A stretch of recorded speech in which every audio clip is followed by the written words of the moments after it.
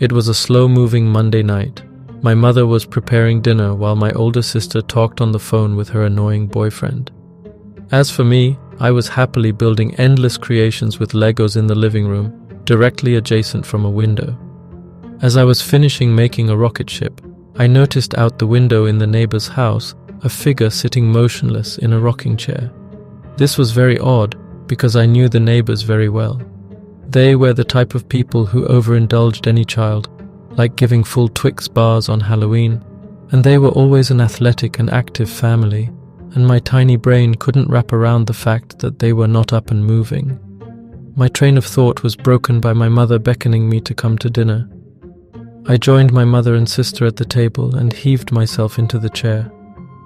My sister, like every night, was glued to her phone, and my mother had a new book she was reading, so at dinner we just sat around and chewed.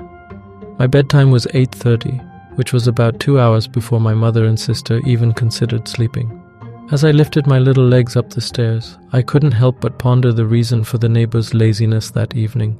It was so unlike them. I did my usual routine, getting myself a cup of water, grabbing my teddy bear, Stuffy, and tucking myself into bed. As I went to turn off the light, I noticed my window was open, so I got up to close it. That's when I noticed that dark clouds were approaching, and I remembered from school that a storm was coming.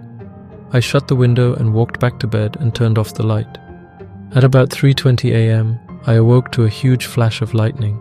The brightness was almost blinding, but I knew that as long as I was inside, I had nothing to worry about.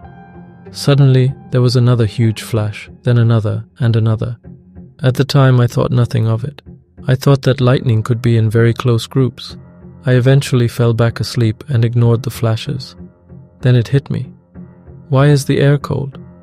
I looked over and noticed that my door was wide open. I have always closed my door and my mom almost never opens it for any reason. That's when I realized something was very wrong. I jumped from bed and ran to my mom's room. Only then did I realize why my mom had those sheets wrapped so tightly around her neck and those bruises on her head, and why my sister no longer had eyes. To this day, they still don't know who murdered my mother and sister or the neighbors.